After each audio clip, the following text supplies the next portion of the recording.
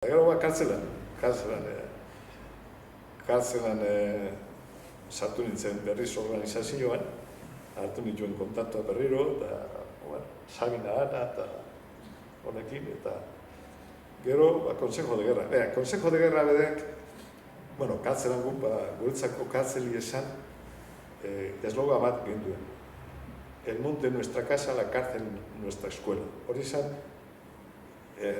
iraultzaile askoren esada izango da, daukat hartuta Ho Chi Minh eta Mao Tse-tungetik hartuta.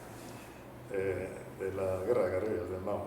Da, la cárcel en nuestra escuela, hola, la cárcel en nuestra escuela. Da, etorrezena, claro, martuten genden piloa, librau pilo bat, eta azkenien 69-en inzergin zatitu, batzuk burgozera, bestatzuk iguinera, eta holan, ni ez negoan, nik ez nuen inoiz onartu eta afiliatuta negonik. Nik deklarazioak ez dago, eta orain egiten dut, liber naholako, baina nik euren, polizian eurien, egundu ez dut onartu.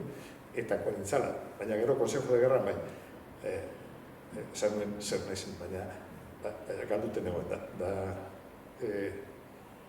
Zera nigun gaizetan.